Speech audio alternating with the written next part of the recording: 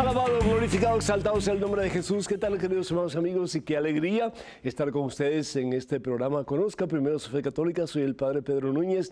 Hoy tenemos un programa cargado de bendiciones para todos y cada uno de ustedes, porque cuando escuchamos la palabra de Dios, dice San Pablo, la fe entra en el corazón del ser humano. Pidamos al Señor que nos dé un corazón receptivo, abierto, dispuesto a recibir su palabra, no solamente para recibirla, pero para más aún vivirla, como la vivió nuestra Santísima Madre, la siempre Virgen María. Pero antes de hacer absolutamente nada más, hermano que me escuchas, hermana que me escuchas, hacemos un alto en nuestro acelerado caminar diario, nos ponemos en la presencia de Dios, hermano, hermana, vamos a orar. En el nombre del Padre, del Hijo y del Espíritu Santo, amén. Padre amantísimo, Padre bueno, Padre santo, Padre misericordioso, gracias, oh Dios, por habernos elegido, por habernos llamado por nombre, Señor. Como llamaste a María Santísima, como llamaste a José, como llamaste a Isabel, a Zacarías, a tantos hombres y mujeres a lo largo de la historia, Señor, tú también nos has llamado. Te has fijado en nuestra pequeñez, Señor. Te has fijado, Señor, en la insignificancia de nuestro ser, y en esa insignificancia, en esa pequeñez, nos has amado, y como dice tu palabra, nos has amado hasta el extremo. Gracias, Señor, porque no merecemos ese amor, porque no somos dignos de tu amor, Señor, pero porque nos amas y nos amas a tal extremo, tu amor nos hace dignos de ti, Señor. Gracias, Padre. Gracias porque nunca te olvidas de nosotros, porque piensas constantemente en cada uno de nosotros, Señor. Como ese papá bueno, santo, que siempre está al tanto de su hijo. Como esa mamá que nunca deja de ver a su hijo, aún en la distancia, preocupada, tratando de averiguar cómo está. ¿Cómo te sientes, hijito? ¿Cómo te va? Y la palabra de Dios nos dice que más aún de inmenso es el amor de Dios. Amor que no tiene límites, amor que no conoce fronteras ni barreras, porque al fin y al cabo el amor viene de Dios, porque Dios es amor. Hazlo sentir, Señor, a través de este programa, como dice tu palabra, más y más, la anchura, la profundidad, la altura, la magnitud, la longitud, la plenitud de tu amor en Cristo Jesús.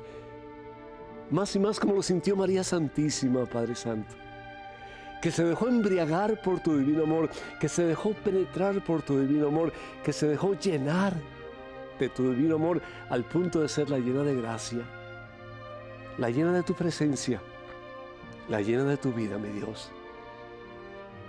Que también nosotros, imitando a María Santísima y pidiéndole a su Hijo, nuestro Señor y Salvador Jesucristo, por nuestra santidad, que también nosotros podamos llenarnos más y más de tu presencia y podamos, oh Dios, como María Santísima, dar tu presencia a este mundo tan necesitado y tan hambriento de ti. Entonces, mi Dios, a medida que tú vas llenando el corazón del ser humano, a medida que tú vas llenando la vida de cada uno de nosotros, las contiendas cesarán, mi Dios. Los pleitos, las envidias, los celos, los chismes, las críticas destructivas dejarán de ser. Dejarán de haber tantas relaciones rotas, Señor, y tantas matanzas, hermanos entre hermanos, y reinará la paz. Bendícenos, oh Dios, con la plenitud de tu amor en este día, en esta santa hora, y al igual que María Santísima, también nosotros podemos decir: todo es tuyo, Señor, en este día y para siempre tuyos, Señor. Así sea. Amén. Bendito sea Dios. Damos gracias al Señor, hermanos y hermanos, por tantos de ustedes que nos escriben, que nos llaman, que nos comunican sus intenciones de oración. Estamos aquí para servirles y queremos que ustedes se sientan a gusto pidiendo pues por lo que ustedes necesitan. Para nosotros, unidos a ustedes, pues estar convencidos de que pues como se dice, en la unión está la fuerza. Y el Señor Jesús lo dice, que cuando dos o más estamos reunidos en su nombre, Él promete estar presente entre nosotros. Damos gracias a Dios por María de Virginia, que pide por la sanación, conversión y liberación de su nieto Alberto. Tiene problemas con el alcohol. Y también por su hija María. Elsie de California pide por la sanación y salvación para ella.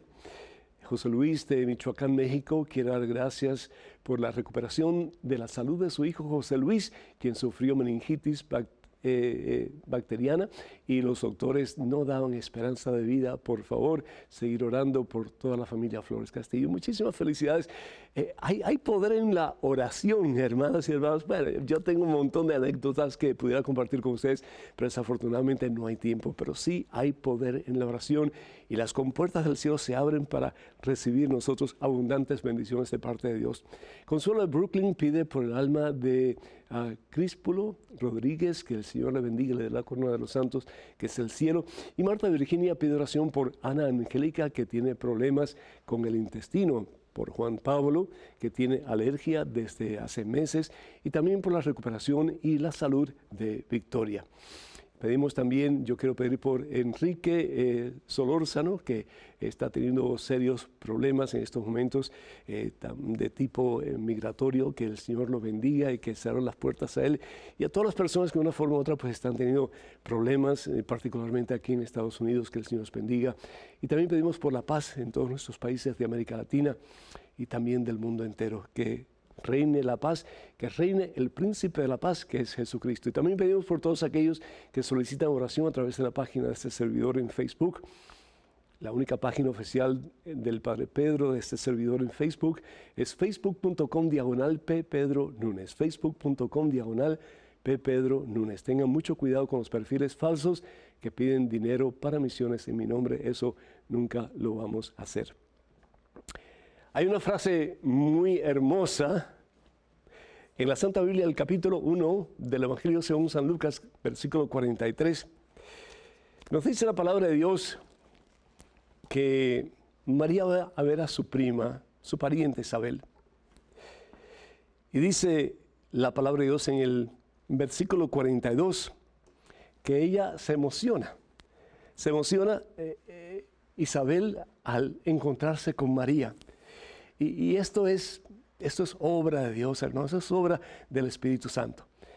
Claro que el evangelista Lucas, pues, hace posible que no solamente conozcamos este encuentro, pero también los sentimientos que estaban en el corazón tanto de María Santísima como de su prima Isabel. Y dice la palabra de Dios que que Isabel se llenó del Espíritu Santo. Qué hermoso. Cuando uno puede compartir Espíritu Santo con otra persona, cuando uno puede compartir amor puro de Dios, en vez de divisiones y sectarismos y pleitos y envidias y celos, etcétera, que podemos compartir amor de Dios. Y nos dice la palabra de Dios que entonces Isabel exclama: bendita eres tú entre las mujeres. Y esto lo recitamos en el Dios te salve María constantemente. Bendita tú entre las mujeres, la escogida, la favorecida, la elegida por el mismo Dios para ser ni más ni menos que la madre de Dios, la Theotokos. Y hay personas que dicen: no, pero María no puede ser la madre de Dios porque Dios no tiene ni papá ni tiene mamá. Estamos hablando de la segunda persona de la Santísima Trinidad. María es la hija del Padre, pero María es la madre del Hijo. Dios, la segunda persona de la Santísima Trinidad, que en la historia se encarna en el vientre santo y puro de María Santísima. Y María tiene una opción: o aceptar lo que Dios le está pidiendo en ese momento, o rechazarlo. Como tú y yo tenemos múltiples momentos y ocasiones para aceptar o para rechazar lo que Dios nos quiere dar. María no entendía. Yo estoy seguro que María no entendía, pero María sí conocía las consecuencias de quedar embarazada y sobre todo sin esposo. lo más probable es que lo hubieran matado a pedradas, porque eso es lo que se hacía comúnmente. Pero sin embargo, María opta por hacer la voluntad de Dios y no la voluntad de su propia carne. Preocupada tal vez por el que dirá la gente, pero sobre todo interesada en lo que Dios quería de ella. Y por lo tanto se rinde. ¿Y qué es lo que dice María al final? He aquí la esclava del Señor, que se haga en mí según lo que tú has dicho. Qué hermoso si nosotros los cristianos pudiéramos decir lo mismo al Señor constantemente. Que se haga tu voluntad, que se haga lo que tú me estás diciendo, que se haga como tú dices. Yo quiero ser todo tuyo, Señor. Cada día de mi vida ser tuyo y para siempre tuyo. Y es precisamente en ese momento en que Isabel, conmovida en su interior, movida por el Espíritu Santo, dice algo maravilloso. ¿Cómo he merecido yo? ¿Cómo he merecido yo? ¿Quién soy yo para que venga a mí la madre de mi Señor? Hace poco, y esto lo digo con todo respeto, pero con toda firmeza también, en uno de nuestros países latinoamericanos, y sí voy a mencionar el nombre de Costa Rica, hubo elecciones, y felicito a los hermanos costarricenses, porque el pastor de la oposición, es decir, del candidato que iba en contra del que ganó con la presidencia, pero dijo horrores de la Virgen, pero horrores. Y que, entre otras cosas, que la iglesia de Cartago, la basílica de Cartago, era como que la guarida de Satanás, cosas así horribles. Y el pueblo reaccionó, hermanos. Y bendito sea Dios, qué bueno que nosotros, ante la crítica malsana de algunos, podamos reaccionar, no para lastimar, no para herir, no para aplastar, pero para poner las cosas en orden. Bueno, pues no votaron por ese candidato. Y no fue el candidato quien lo dijo, fue el pastor del candidato. Pero claro, el pastor del candidato tiene cierta influencia, si no mucha influencia, sobre el candidato. Y el caso es que votaron por el otro. Entonces, a orar por ese nuevo presidente y a orar de verdad para que Costa Rica siga amando cada vez más a María Santísima. ¿Por qué? Porque es la que nos lleva con más seguridad a los pies de Cristo Jesús. A través de su ejemplo, a través de su testimonio, a través de su vida sometida a la voluntad de Dios, total y completamente. Isabel le dice, ¿quién soy yo? Y sin embargo hay gente que habla mal de María, que desprecia a María. Lo hemos dicho en estos programas y lo seguiré diciendo hasta que no tenga aire en mis pulmones. ¿Cómo puede ser posible que alguien diga, yo amo a Jesús, pero a María, nada con ella? Jesús puede entrar en mi corazón, pero María, que se quede afuera. ¿Cómo te sentirías tú si hablaran así de tu madre? Cuando estamos hablando no de cualquier mujer, estamos hablando de la elegida entre todas las mujeres. La más santa, la más pura, la más perfecta, la que nunca ni por un instante fue esclava de Satanás. Porque en ella se cumple la promesa que encontramos en el libro de Génesis capítulo 3, versículo 15. Habrá enemistad entre ella y tú, serpiente. Y la enemistad es completa. No había tregua. Y qué hermoso que María nos enseña con su ejemplo cómo vivir en enemistad cada día en relación a Satanás. Que no tenga nada que ver con nosotros. Y que de la mano de su Hijo, nuestro Señor y Salvador Jesucristo, podamos caminar de victoria en victoria en la santidad que caminó ella, hasta poder tener ese encuentro final con el Señor. Y junto con María y los santos y los arcángeles y los serafines y los querubines y todo el coro celestial, alabar y bendecir el santo nombre de Dios para toda la eternidad. Santa María, Madre de Dios, ruega por nosotros pecadores, ahora y en la hora de nuestra muerte. Amén. El número telefónico para que se comuniquen con nosotros es el 205-271-2924. 205-271-2924. Vamos a hacer una pequeña pausa, regresamos en cuestión de momentos. Así que, hermanas y hermanos, por favor no se vayan, quédense con nosotros.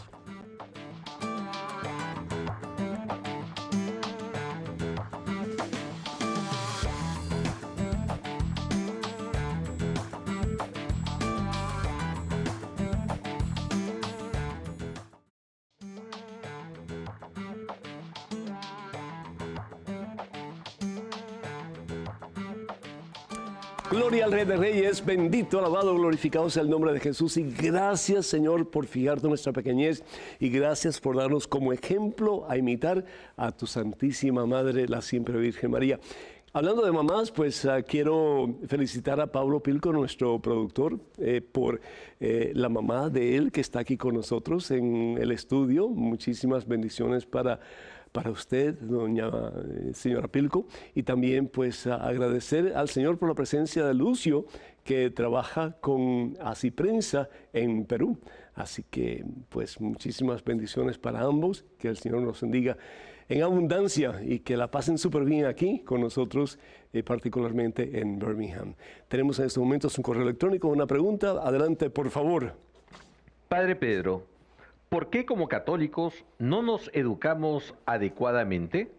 Muchas gracias de antemano. Arturo de la Rosa, de Houston, Texas. Arturo, muy agradecido. Yo creo que el brinco que el pueblo católico cristiano ha dado desde el Segundo Concilio Vaticano ha sido, pues, notable. Yo recuerdo, y ya pues yo era niño, ¿no?, que antes había ciertas organizaciones para grupos masculinos, para grupos femeninos, etcétera. Habían cofradías y demás, pero así como que estudiar la palabra, estudiar las enseñanzas, la doctrina de la Iglesia Católica, no mucho, no mucho. Tenemos que reconocer que en la Edad Media y después de eso, sobre todo con la Reforma Protestante, pues hubo como que un hermetismo en lo que se refería a leer la Santa Biblia, porque se preocupaba a la Iglesia, particularmente la jerarquía, de que fuera a ser malinterpretada la palabra de Dios. Si nosotros leemos la Santa Biblia y tenemos 10 personas leyendo la Santa Biblia, van a haber momentos, definitivamente, van a haber pasajes en que van a haber diferentes interpretaciones. Y muchas veces podemos malinterpretar lo que realmente el mensaje bíblico nos quiere dar a conocer. Entonces tenemos que tener mucho cuidado. Pero fue tanto el cuidado que se tuvo que se perdió un poco de vista el que la gente, es decir, el pueblo, los laicos, tuvieran acceso a la Santa Biblia. Lo que se hacía era que se daba a conocer la historia sagrada. Yo no sé si algunos de ustedes se recuerdan, ¿verdad?, los libros de historia sagrada, que más o menos explicaban la Santa Biblia, pero no era la lectura de la Santa Biblia per se, no era eso. Entonces, viene el Concilio Segundo Vaticano y comienza a haber como que un deseo mucho más amplio, mucho más grande del estudio de la Biblia y del estudio de los documentos de la Iglesia. Hoy día hay una cantidad de laicos grande en todas partes del mundo que son, pero muy educados en la palabra de Dios y bien formados en las enseñanzas y los documentos particularmente de la Iglesia.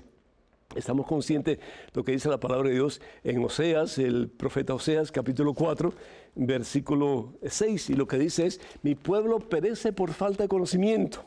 Y bien es cierto también, porque sí, es cierto que ha habido pues un gran despertar por parte de este enorme gigante que conocemos como el laicado dentro de la Iglesia Católica. También hay muchos que conocen muy poco o no conocen nada. Y desafortunadamente, pues los hermanos evangélicos, sobre todo, han hecho pues bastante por alimentar sus propias doctrinas, que están muchas de ellas en desacuerdo con la doctrina oficial de la Iglesia Católica. Entonces, de ahí pues todas las cosas que muchas veces se dicen de parte de muchos hermanos evangélicos e incluso protestantes en relación a la Virgen, en relación a los santos, en relación a la confesión ante un ministro del Señor que es un sacerdote, en relación al Papa y tantas otras cosas más. Es decir, Jesús instituye una sola iglesia y esa iglesia que Jesús instituye debemos de amarla y de respetarla y de conocerla antes de hacer juicios. Y esa es la iglesia que conocemos como la una, santa, católica y apostólica. No hay otra, hermanos, no hay otra. Podrán decir que la iglesia no es esa, que vino otra. Es decir, si hubiera habido otra iglesia, entonces la iglesia que Jesús funda, la obra que Jesús establece, es inválida. Es decir, Jesús hizo algo mal hecho. Pero no solamente Jesús la establece como voluntad divina, pero dice, los poderes del infierno jamás la podrán vencer. Entonces, o creemos lo que dice Jesús o no lo creemos. Pero si creemos lo que dice Jesús, entonces tenemos que creer que Jesús le dice a Simón Barjona sobre esta piedra, y hablando a Simón, no hablando de él porque él es la piedra angular, pero Jesús le cambia el nombre a Simón y le pone el nombre Pedro, que significa piedra firme. Y dice, sobre esta piedra, refiriéndose a Simón Barjona, que le cambia el nombre, le pone el nombre de Pedro, edificaré mi iglesia, una sola. No 5, ni 10, ni 20, ni 1000, ni 10,000, ni 30,000, una sola. Entonces, hermanos, es importante que conozcamos más la iglesia para que entonces no pase lo que dice el profeta Oseas. Mi pueblo perece por falta de conocimiento. Muchísimas gracias por esa pregunta, te agradezco muchísimo. Vamos a Claudia de Arlington, Virginia, que está pacientemente esperando vía telefónica. Claudia, ¿me escuchas? Sí, buenas noches o buenos El Señor te días. bendice, Claudia, bienvenida. ¿Cómo estás? Gracias. Bien, estoy muy contenta que pueda ingresar mi llamada y me siento bendecida que puede llegar unas palabras que siempre escucho el programa suyo, que es mi favorito. Gracias, Y gracias. me encanta muchísimo y no me lo pierdo por nada. Gracias, Claudia, muy agradecido, muy agradecido. Y voy a colocarle en mis oraciones para que el Señor le siga iluminando y puede seguir guiándonos. Por favor. Y aclarando nuestras ideas, nuestras dudas. A veces que nos dejamos llevar siempre por la cultura o por la tradición. Así es. Cuando es un poco complicado, pues porque estamos en un país extranjero donde venimos con todo y raíces. Así es, pero ¿sabes una cosa, Claudia? Y Estamos aquí no por casualidad. olvida. ¿Sabes una cosa, Claudia? Estamos aquí no por casualidad. Hemos venido, pensamos nosotros, para mejorar muchas veces nuestro estilo de vida y no solamente para beneficio propio, pero para beneficio de los que vienen detrás de nosotros. Pero el Señor tiene otro plan, y el plan es que traigamos la fe católica aquí a Estados Unidos de Norteamérica. Bendito sea Dios. Sí, es, amén, amén, amén. Como les decía, voy a colocarle en mis oraciones, un campito le voy a hacer para que el Señor le siga iluminando y siga guiándonos, que Gracias, le siga bendiciendo a la Virgen también. Gracias, mija. Dios y la Virgen mediante para que usted siga continuando guiándonos y orientándonos. Gracias, Mi mija. pregunta era acerca de la novena. Yo no he hecho ninguna novena todavía, pero yo leí en alguna parte que para empezar una novena debemos estar en gracia. Resulta que yo estoy preparándome para recibir el sacramento del matrimonio. Felicidades, Claudia. Y gracias, le agradezco. Y va a tomarme un tiempo porque es hasta septiembre todavía. Por lo mismo, no puedo confesarme todavía. Me dijo el padre que me está dando las clases y las orientaciones. Sí. Entonces yo, pues, estoy asimilando y diciéndome todos los días a mí misma. ¿Te puedo dar una respuesta? No es el tiempo de mí, sino el tiempo del Señor, y en el tiempo del Señor es que se va a realizar esto. Amén. Y Claudia. yo quiero estar en gracia porque pues nunca está uno en gracia si no está con el sacramento del matrimonio, es lo que me había dicho.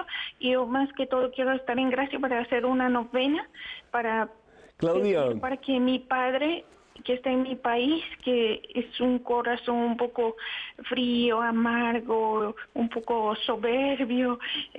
Claudita, se me va el tiempo. Pero yo quiero ofrecer la novena a la Divina Misericordia. Para Claudia. que el Señor puede cambiar el corazón de mi padre y para que yo que soy su sangre, pues no voy por ese camino también.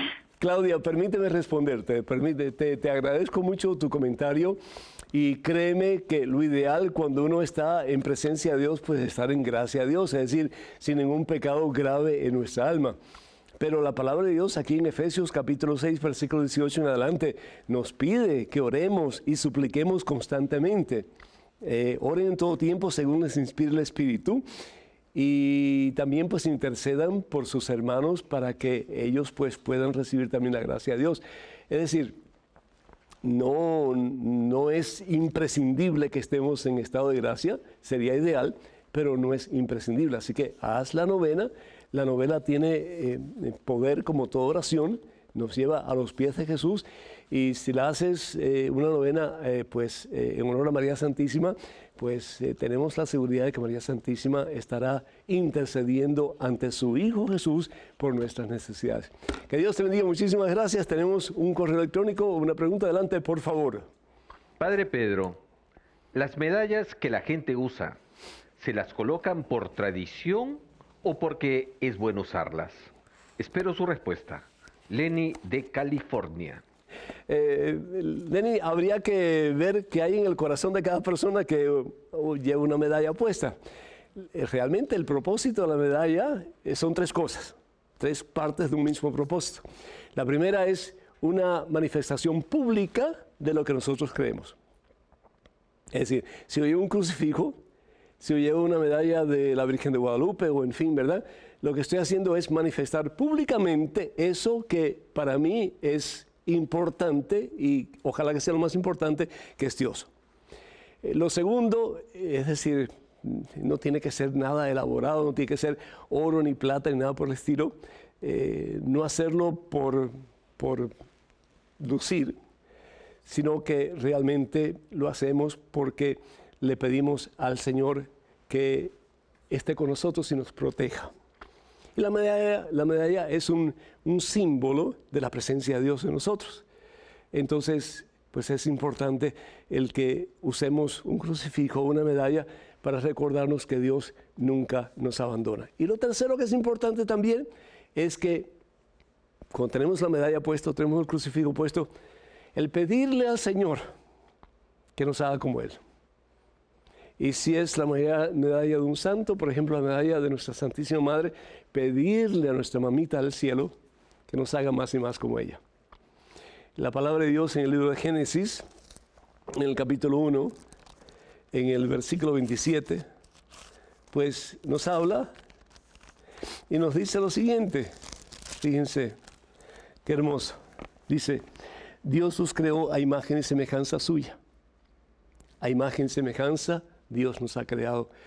Dios nos ha hecho para que no solamente vivamos unidos a Él, pero podamos ser reflejos de su presencia en este mundo, como lo fue María, como lo han sido los santos a lo largo de la historia.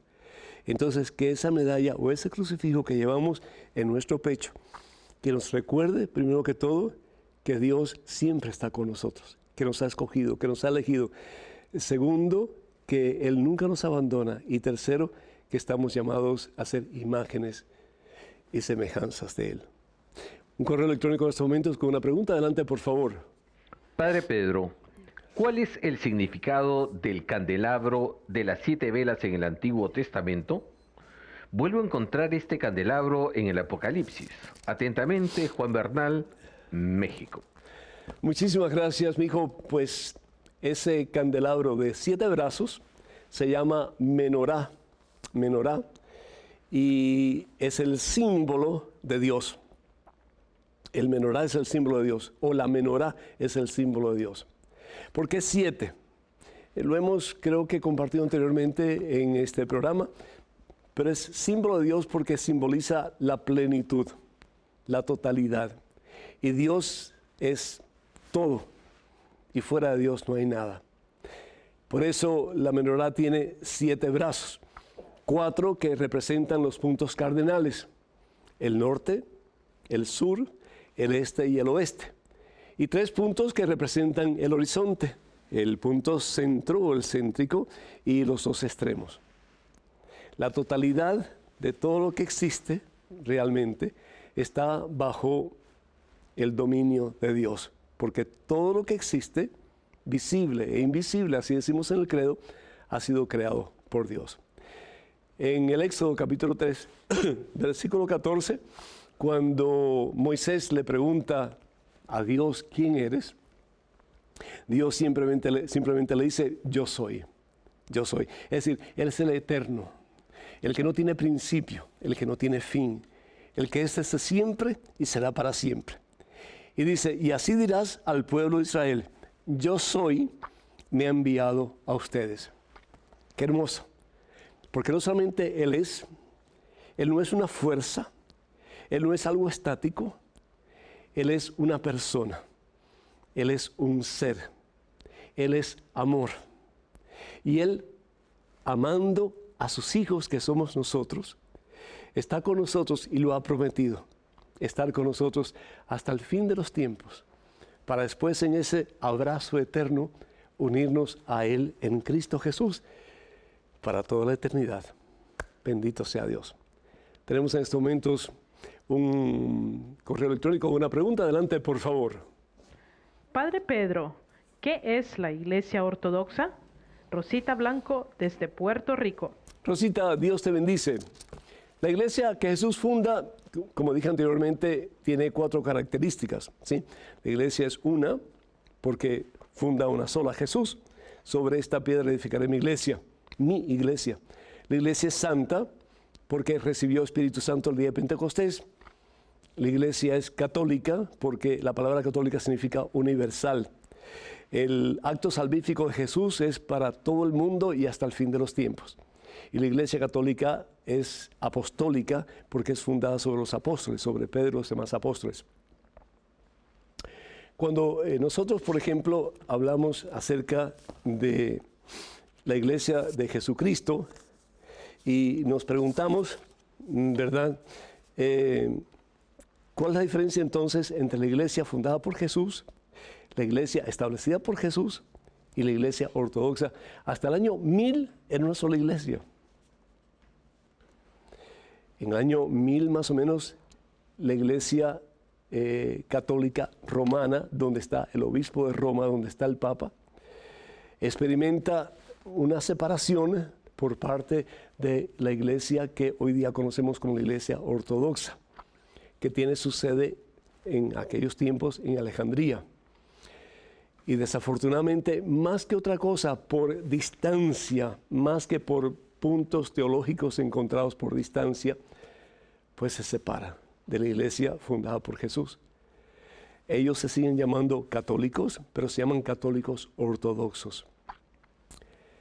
Desafortunadamente han surgido diferentes corrientes que nos han alejado un poquito más y más de esa unidad que Jesús quiso al principio. El punto teológico principal es que, y esto parece como que una cosa pues de no mucha importancia, pero sí lo es. Los ortodoxos dicen que la iglesia recibe el Espíritu Santo a través del Padre, o mejor dicho, el Padre es quien envía el Espíritu Santo a la iglesia. Nosotros los católicos romanos decimos que es el Padre y el Hijo que recibimos el Espíritu Santo. Y eso lo recitamos en el credo. La otra cosa, por ejemplo, es el pecado original. La iglesia ortodoxa dice que nosotros sí, en alguna forma, pues experimentamos el pecado de nuestros primeros padres, pero no es un pecado que nos afecta. La Iglesia Católica, por otra parte, dice que sí, ese pecado nos afecta y somos en alguna forma contaminados con ese pecado en el ambiente en que nos desarrollamos. Si nosotros, por ejemplo, vamos a la carta a los romanos, en el capítulo 5, versículo 12, dice, pues bien, un solo hombre hizo entrar el pecado en el mundo, y por su pecado entró la muerte. Después de la muerte se propagó a todos los hombres, ya que todos hemos pecado. Y si vamos al Salmo 51, versículo 7, vemos como el salmista, que nos imaginamos que es David, pero no hay seguridad de eso, Salmo 51, versículo 7, dice, pecador soy desde el vientre de mi madre. ¿Por qué? Porque la criatura absorbe todo lo que la mamá es, incluso pues su pecado. Es por eso que María Santísima tenía que haber sido y fue inmaculada, limpia de todo pecado, porque si María hubiera pecado, Jesús se hubiera contaminado en el vientre de su madre y eso hubiera sido imposible porque Dios no puede ser contaminado por el pecado. Así que hay otras diferencias también, como por ejemplo en la comunión a los niños, como por ejemplo las imágenes y otras muchas cosas más. Pero un día creemos firmemente lo que dice la palabra de Dios en Juan capítulo 10, versículo 16, que habrá un solo rebaño y un solo pastor. Hermanas y hermanos, nos gustaría muchísimo que se comuniquen con nosotros. El número telefónico 205-271-2924. 205-271-2924. Vamos a una pequeñísima pausa, pero regresamos en cuestión de momentos. Así que por favor no se vayan, quédense con nosotros.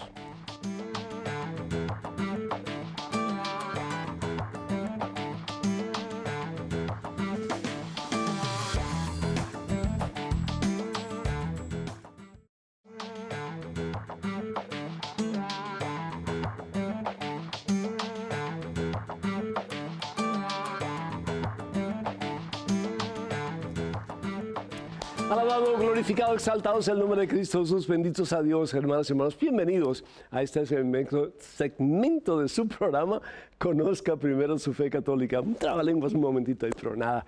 Tenemos en estos momentos un correo electrónico, una pregunta. Adelante, por favor. Padre Pedro, ¿cómo fue que Pedro llegó a Roma? Los evangélicos niegan que Pedro fue a Roma. Ellos solo hablan de Pablo. ¿Podría explicarlo, por favor? Alfredo. Alfredo, ¿tú sabes por qué los hermanos evangélicos insisten que Pedro no fue a Roma? Porque piensan que entonces Pedro no fue el primer papa, que no fue el primer obispo de la iglesia establecida por Jesús. Eso nada tiene que ver. Fue Jesús quien establece a Pedro como su vicario, es decir, como su asistente. Si vamos al Evangelio según San Juan, capítulo 21, versículos del 15 al 17, ¿qué es lo que Jesús hace? Separa a Pedro, lo lleva a un lado. Ahí están los demás discípulos de Jesús. Lo separa, lo lleva a un lado. Y le hace la misma pregunta 3 veces. Para el judío, el decir las cosas 3 veces oficializaba lo que se estaba diciendo. Acuérdense que en el tiempo de Jesús muy pocas personas escribían, muy pocas personas leían. Entonces, ¿qué es lo que se hacía? Se decía, la palabra se decía, y al decirse la palabra 3 veces, se consideraba un hecho. Y le pregunta 3 veces, Pedro, ¿me amas más que estos? Hay muchos teólogos que dicen, no, pero eso fue respondiendo a las 3 veces que Pedro lo negó. Yo no digo que no, pero lo que estoy diciendo es que Jesús necesitaba hacer oficial que Pedro iba a apacentar las ovejas no de Pedro, ni de ningún otro, sino que del mismo Jesucristo, es decir, su iglesia, la iglesia de Jesús. Y por lo tanto le pregunta 3 veces, Pedro, ¿me amas más que estos? Esa es una pregunta bien fuerte. ¿Cómo Pedro lo iba a saber? Pues Pedro tenía que tomar una decisión, portarse mejor que ellos, obedecer más fielmente que ellos, buscar la manera de ser un instrumento a través del cual Jesús realmente pudiera manifestarse a su iglesia. Y no solamente en ese momento, sino que en futuras generaciones y hasta el fin de los tiempos. Una pregunta supremamente importante. ¿Me amas más que estos? ¿Estás dispuesto a darlo todo por amor a mí? Y en cada una de las preguntas, Simón Barjona, a quien Jesús le cambia el nombre, le pone el nombre de Pedro, piedra firme, le dice, sí Señor, tú sabes que te amo. ¿Y qué le dice Jesús? Apacienta mis ovejas. No las tuyas, Pedro, las mías. Cuídalas, aliméntalas, protégelas, enséñales el camino que tienen que seguir para que todas estén en el mismo redil. Qué hermoso. Ahí está la confirmación de Pedro como vicario de Cristo, como asistente de Cristo, como el que va a representar visiblemente a Cristo aquí en la tierra. Pedro no necesitaba ir a Roma para ser cabeza de la iglesia, cabeza visible de la iglesia. Pedro muy bien se pudo haber quedado en Jerusalén. Al fin y al cabo, es en Jerusalén donde comienza el cristianismo. Pero sin embargo, Pedro sí va a Roma. Y si vamos nosotros a la primera carta de Pedro, y si ustedes tienen sus Biblias, primera carta de Pedro, en el capítulo 1, versículo 1, dice la palabra de Dios, y esto es Pedro escribiendo, y escribe desde Roma, a todos aquellos cristianos que están fuera de su patria, fuera de la Tierra Santa, fuera de Israel, particularmente fuera de Jerusalén. Y dice, Pedro, apóstol de Cristo Jesús, a los elegidos que viven fuera de su patria, dispersos por el Ponto, Galacia, Capadocia, Asia y Bitinia. Todo esto era parte del Imperio Romano, todo esto era parte del Imperio Romano. Todo esto era parte de Roma. Le escribe esa carta. ¿Y qué es lo que le dice? Fíjense. Y tenemos, hermanas y hermanos, que entender no solamente lo que nos está diciendo la palabra con ojos y con conocimiento del siglo XXI, pero tenemos que ponernos en la situación de ellos para poder entender cuál es el mensaje realmente que quiere dar el Señor a través de sus escritos. Dice, los saluda, Pedro está hablando a toda esta gente, los saluda la comunidad que Dios ha congregado en Babilonia. Eso es tremendo. No usa el nombre de Roma. ¿Por qué? Porque, de nuevo, muchas de estas cartas eran clandestinas. Y mientras menos encendieran la llama en contra de ellos por parte del Imperio Romano, mejor, porque podían ellos mantenerse y seguir haciendo su obra de llevar almas a los pies de Jesucristo. Y eso es lo que pasa en muchos países donde la iglesia trabaja por debajo, constantemente, pero por debajo, sin crear mucho alboroto. ¿Para qué? Para poder seguir evangelizando. Y hay gente que dice, no, pero ¿por qué no se rebelan? Un momentito, hay que ponerse los zapatos de esas personas para saber realmente qué es lo mejor. El caso es que llama Babilonia a Roma. Y también lo saluda mi hijo Marcos. Babilonia, la ciudad de Babilonia realmente, en el tiempo en que escribe Pedro, ya prácticamente no era nada. No era nada. Era una ciudad ya insignificante. El imperio babilónico ya había prácticamente desaparecido. Entonces, ¿por qué decir escribo desde Babilonia? Cuando Babilonia realmente no era nada. Pedro no fue a Babilonia. Pedro no estuvo en medio, por ahí por el Éufrates y el Tigris. ¿Para qué? Pedro quería conquistar al mundo. ¿Y cómo iba a conquistar al mundo? Yendo a la capital del mundo conocido en aquel entonces, que era Roma. Tanto así que bien sabemos a través de la historia que Pedro es crucificado en Roma. Pedro muere en Roma. Y ese gran obelisco que hay en la plaza de San Pedro, al lado de ese obelisco es donde Pedro es crucificado. En el circo de Nerón. Y Nerón fue uno de los emperadores más déspotas y crueles que persiguió a la iglesia de Jesucristo hasta más no dar. Hasta el punto de usar a los cristianos como antorchas. Los quemaban por los pies y aquella llama iba subiendo por el cuerpo. Imagínense el dolor. Y todo aquel cuerpo se convertía en una antorcha que iluminaba los jardines de Nerón. Que Pedro fue a Roma, definitivamente. Que Pedro murió en Roma, sin lugar a dudas.